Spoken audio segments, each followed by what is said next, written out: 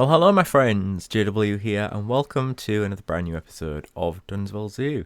It is a miserable, cold day here in the UK today. It's a Saturday, and I think what better time than to just sit at the computer and build the Himalayan Brown Bear complex. So I've got a couple of drawings, what I've drawn on paper, and we're going to hopefully build something that looks very similar to what I've drawn, hopefully. Just want to very quickly, if you missed the Instagram post, or you don't have Instagram, then things are going to look a little bit different. So we're redoing the Andean bear habitats again, now that we've got them in the game officially and not via a mod. And I was happy with the other habitats that we had, but the viewing for the second habitat wasn't great. This habitat could be viewed fine, but the second habitat not so much, so I'm going to redevelop this area. Capybara Springs has gone. It's going to be replaced by miniature monkeys. I think you can probably guess what's going to go in there. Tamarins and marmosets. And what's another area?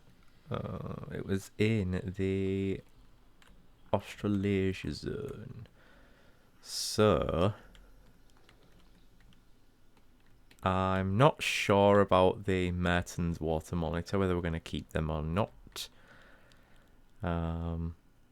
Not sure about this second platypus habitat. But this used to be our male our male Lumholtz tree kangaroo habitat, and then we had a breeding or nursery habitat, and then we had the females up at the other end. We're now going to have this be the male habitat here, and the females will be in here, and this is going to be redeveloped for something very interesting. I'm not going to tell you what it is yet, but it's not something we've currently got in the Australasia zone. It's not something we've currently got in any of the zones here at Dunswell Zoo, actually. So that's quite interesting.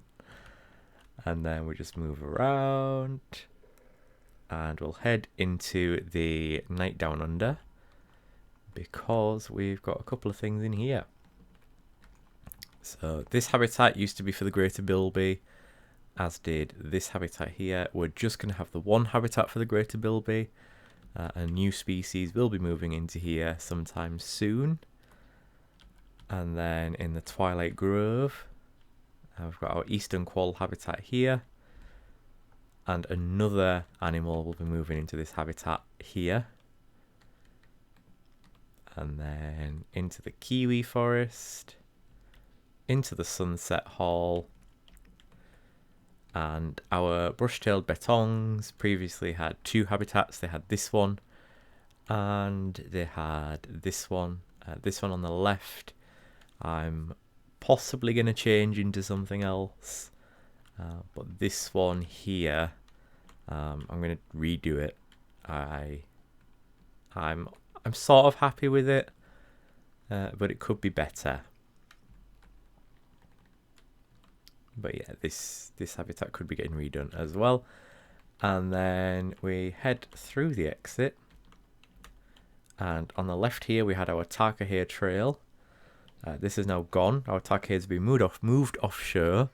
And this is going to be a New Zealand wetland aviary. One pair of our Tarkahares are going to be coming back and living in here, alongside some other species of birds, which I'm really excited about. And that's the changes coming to the zoo.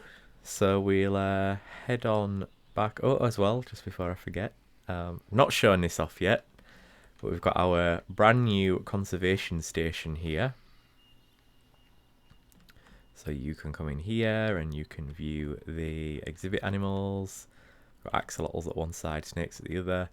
Then you've got your adoption and experience packages over at this side, and then your adoption packages over at this side as well, where you get like a cuddly toy and a ticket to come back and stuff like that. And the gift shop, which I have shown on Instagram as well. The gift shop got a new makeover, and it's now very much looking fancy schmancy. And for some reason, the graphics are a little bit blurry until they're a bit weird today. But yeah, and we've got the new moose hats, giraffe hats, and frog hats and snow leopard hats as well. We've got them in here. Got our little Steve Irwin Funko Pops from the Outback prop pack. And then we've just got some of the good old Planet Zoo stuff in here. And then we've got zoo art, so you can buy like zoo flower pots, fake eggs, garden ornaments, furniture, signs, tapestries, stuff like that. Just little home decor things. We've got the statues over here as well doing the same thing, and animal plushies. So yeah, but this episode we are going to be building for the Himalayan Brown Bear, which is going to complete the Himalayan Heights area of Dunswell Zoo. So I think we should stop yakking and just get on with it, because that's not even English. We've got a lot of work to do in this habitat, or these habitats technically. But the entire complex is a really big build. But I definitely want to do it for the Himalayan Brown Bear. So let's get stuck in. So we're starting here by moving a frame into place for what the inside dens are going to look like for the Himalayan Brown Bear. So there's going to be 4 dens, all of them can be separated, all of them can be connected, and that was absolutely key, so that we're able to move the bears between what ends up being 3 habitats instead of 4, but there's still 4 dens, and that gives us a space to close one of the dens off if any of the animals need sort of medical treatment, something like that. And then here we're putting in a slope. Well, the slope's already in technically, and we're putting in rocks to sort of mask the slope gaps. Let's keep that barrier between the different habitats. The rockwork stays, but the slope does actually go in the final build. We only end up having the slope at one side of the build rather than both sides. That's purely just from a limitation of Planet Zoo itself. The pathing was all messed up and nothing really worked, which was quite unfortunate. However, a lot of this habitat is just sort of my imagination. There wasn't a lot in terms of inspiration for this habitat. There aren't that many zoos in the world that hold Himalayan brown bears. The ones that come up, whether these still do or not, is a different matter. So you've got Kiev Zoo in Ukraine, given the ongoing situation there. Not entirely sure they still hold Himalayan brown bears. Yekaterinburg Zoo in Russia. Can only imagine that lives a very dismal life.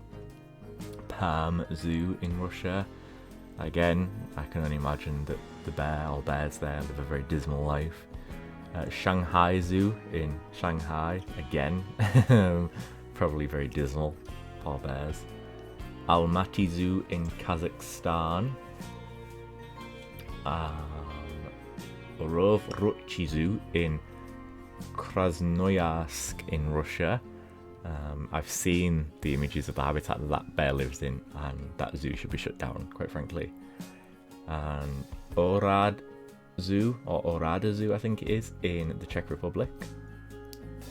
Tashkent Zoo in Uzbekistan.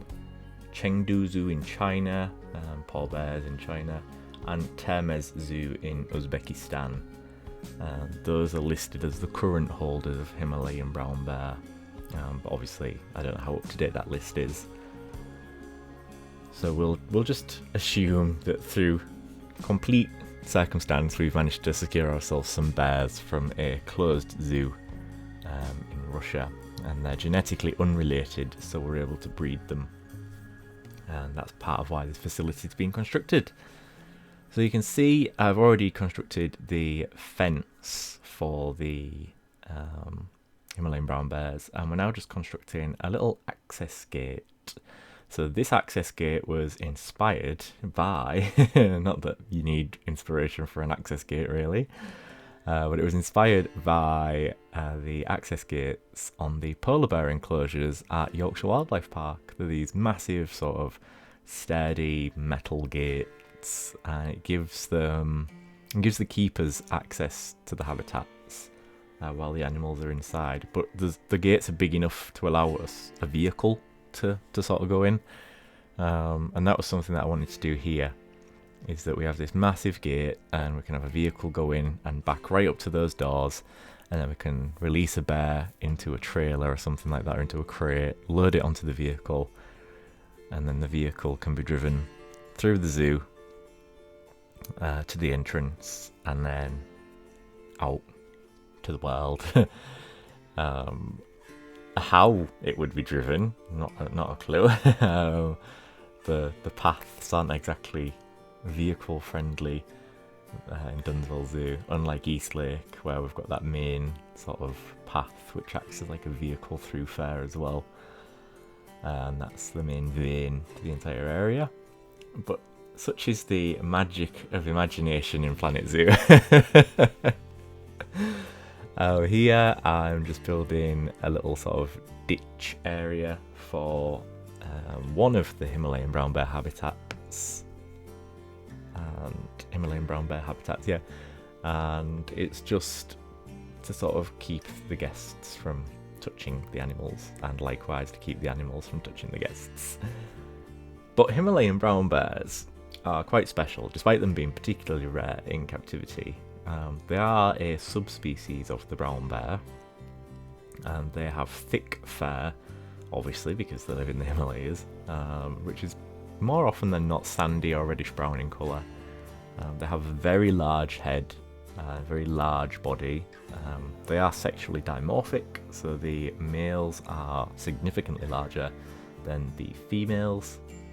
They are found in northwestern and central Himalaya, which includes Pakistan, India, Nepal, and the Tibetan Autonomous Region of China and Bhutan. Populations are present in the Great Himalayan National Park and in the Dunswell National Park in Pakistan. It's believed they may also be present in south and western Ladakh and in the upper Suru and Zanskar valleys, but that's yet to be confirmed. So the habitats then, they're like high altitude open valleys and pastures. During the summer months, the bears move up as high as the snow line and then descend into the valleys in the autumn.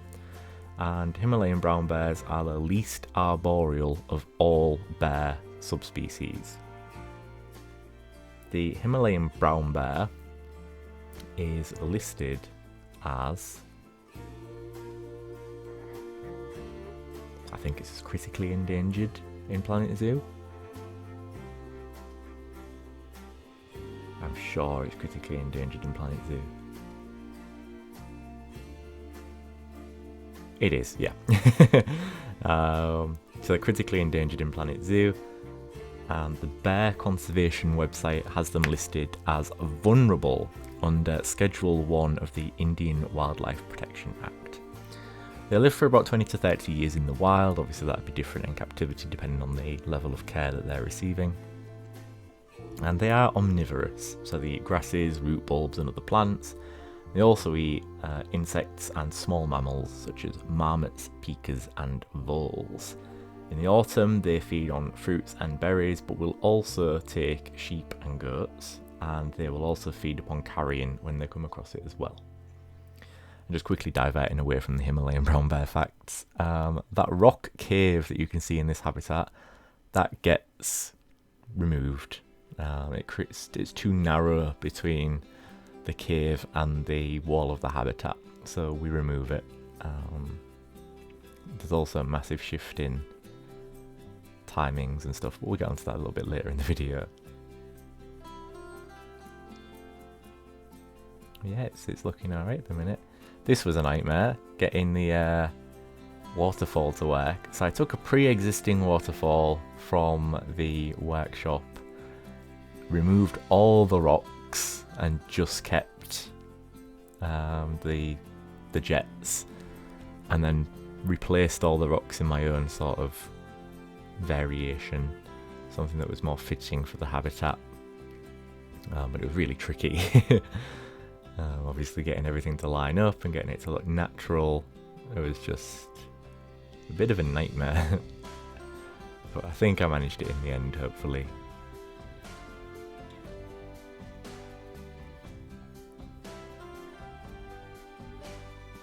But yeah, I wanted a water feature in here just because it's so close to the paths. There needed to be something to drown out the sound of the guests. Bearing in mind that these bears, the offspring of these bears anyway, the intention is that they will return to the wild, or go on to like sanctuaries and other collections. So here you'll notice things have changed. I've got rid of that rock cave, and yeah, I think this is much later at the beginning of the next year. So I started recording the Himalayan Brown Bear stuff in, I want to say early November of 2024. It's currently the 22nd of February 2025 when I'm recording this voiceover. So it's been a long time, and part of that's just been the time that I've had available to actually sit and work on it. I have also had some issues with the NVIDIA recording software as well. The sound has been corrupted in a few clips, and you'll wonder now why we're just looking at green and walls and things. So there was an original voiceover over this piece, and unfortunately the audio corrupted, so I'm having to re-record the voiceover now as part of this voiceover. But yeah, I was just explaining why I've been away, which has primarily been work and studying. So I'm also studying a zookeeping course alongside working 3 days a week now. Still work at the job that caused me to have a mental breakdown. We'll get onto that in another video. But yeah, I'm just sort of explaining here, or I was explaining here, how I've opened the area up. We've got rid of that second slope there. We've got this cubbing area, this nursery pen, which is going to be completely off-show to the public. They're not going to have any views into this whatsoever. Resolution's a little bit low for some reason, and then it clears itself up. Don't know what's going on there. Again, probably NVIDIA. But yeah, it's looking good. It's looking good. We've got different bits and bobs in at the minute. But after this, we do jump straight to the finished article. So I'm just sort of explaining that we've got the nursery habitat, and then I notice that this path isn't connected up, and I'm like, why isn't this path connected up? And it's because the pathing on the roof had sort of messed with it, and yeah, it was a bit of a nightmare, to be honest. The pathing on the roof, which is sort of why I just went for that one slope instead of the two, and then just connecting everything up here, making sure the habitats are still accessible. And then the path's missing at the other side of the habitat as well. But yeah, I've added some blocks here to sort of block off the view of the metal. It also gives the bears a nice sort of place to bed away from the guests being able to see, essentially. And then that needs connecting back up. I need to put the mesh in there because I completely forgot about that. Done it for that one. It's missing for that one.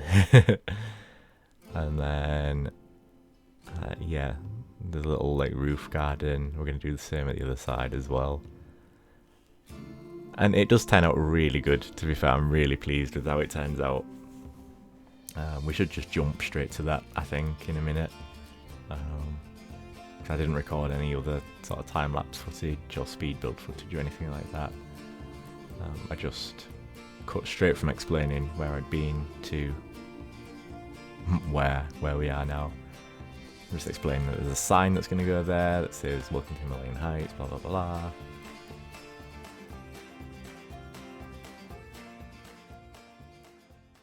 Here we are, my friends, with the finished tour. With the tour of the finished Himalayan Brown Bear breeding complex. So we've got our Pallas's cats just over to the right. That was a fair few episodes ago now, I think. Or the last episode, one of the two. I can't really remember. I think it was the last episode. And we've got them there climbing on the rocks. They're so adorable. I'm hopefully going to be seeing Pallas's cats for the first time in person this year. So I'm really looking forward to that. It's up at the old Edinburgh Zoo. Hopefully I managed to get there this year. I didn't manage to get there last year. And then on the left, we've got the hedges and the trees to sort of block out the guests viewing the nursery paddock and the nursery den. Or the cubbing paddock and the cubbing den, whatever you want to call it. And there are a couple of areas that do need a little bit of extra work. This is one of them, because you can actually see through there. So I need to put something there. And there's another one a little bit further down as well.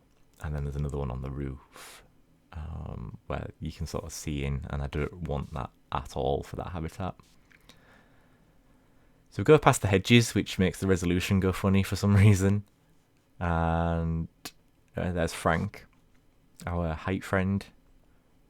Hi, Frank. It's been a long time, my friend. And then I've just put some plants in on the right. Nothing particularly fancy. Just sort of fill the area out. And then we have our first view of the Himalayan brown bears. Hopefully, they'll be out. Yay! So we've got our female Himalayan brown bear there. She's smaller and darker compared to the male, who's significantly bigger and much lighter in colour. She's just been using the pool by the looks of it. And they can go up on that platform, play with the tyres. There's lots of scents around and lots of places for them to interact with enrichment and things like that. We have got our male and female mixed at the moment. That is because we are trying to breed them, but ordinarily you would keep them separate because Himalayan brown bears are a solitary species. We've got the anti-climb collars on the trees to stop the bears from climbing out and pushing themselves against the rocks, things like that. And that one is the scratching post, but it's too far away anyway. And the same goes for that one. That's also too far away for them to be able to jump out the habitat. Now you can either go left or right here. If you were to go right, that would take you down into the Indo-Gangetic plain, but we're going to go left and continue our view of the Himalayan brown bears.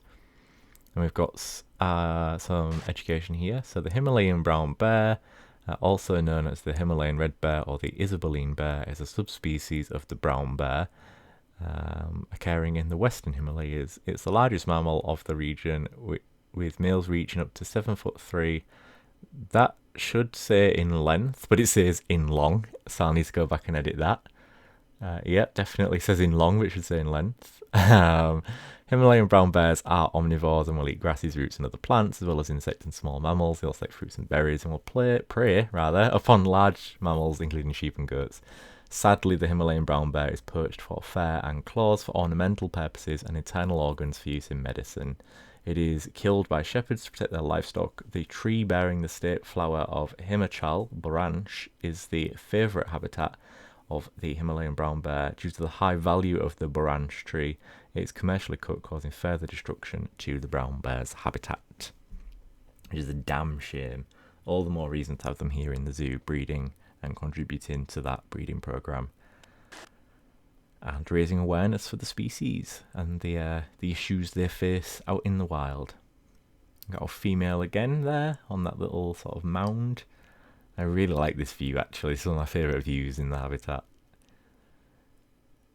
And hopefully we'll spot the male at some point.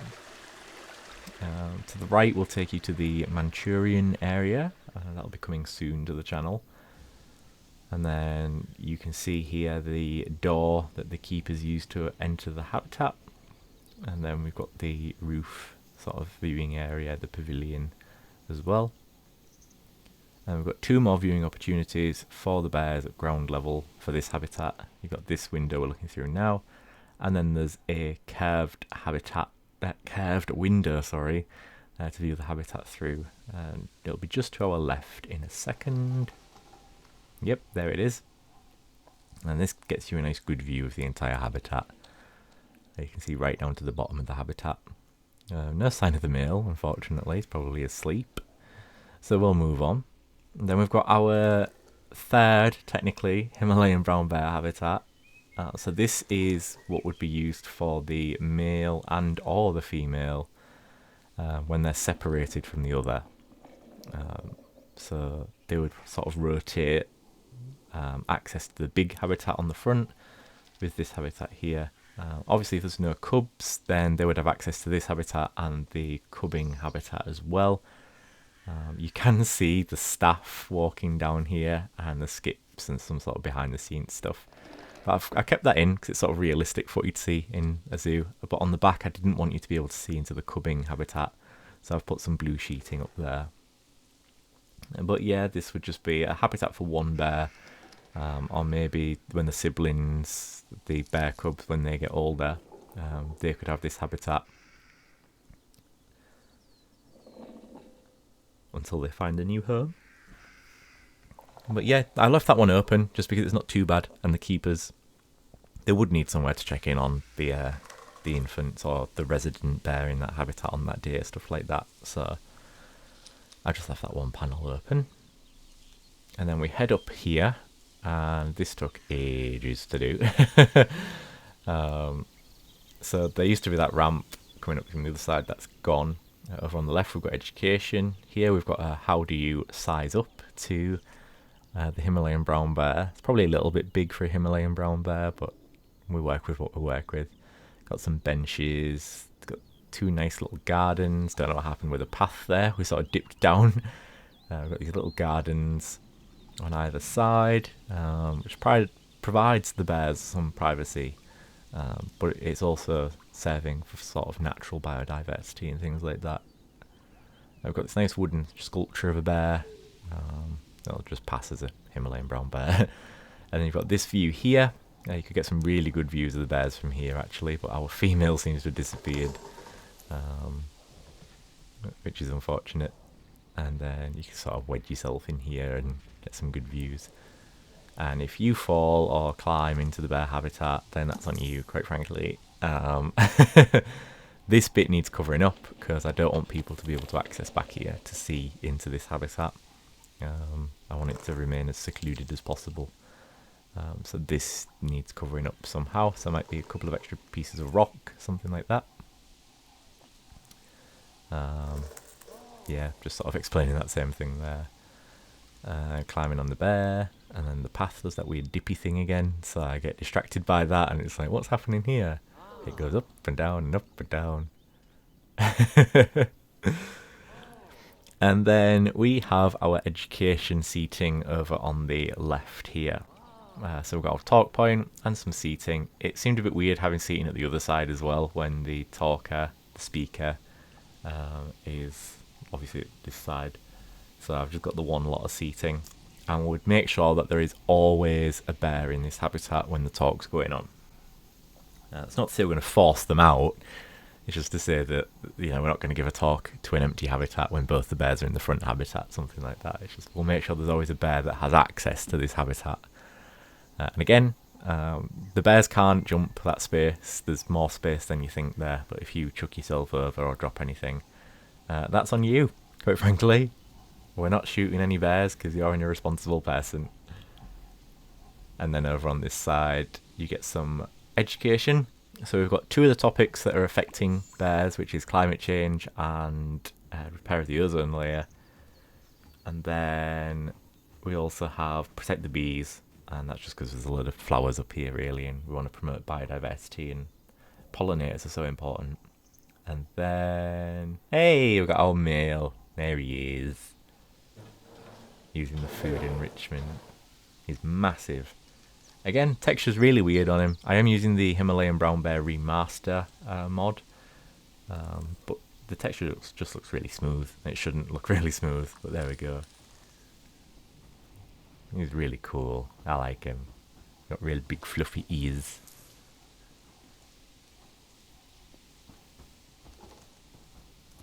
Wow. And he's just going to toddle off and do his own thing. And then obviously you would get some good views at this side as well. And yeah, I'm really happy with how everything turned out, actually. It's a really nice habitat. And it, besides the size, it almost looks like how I wanted it to look.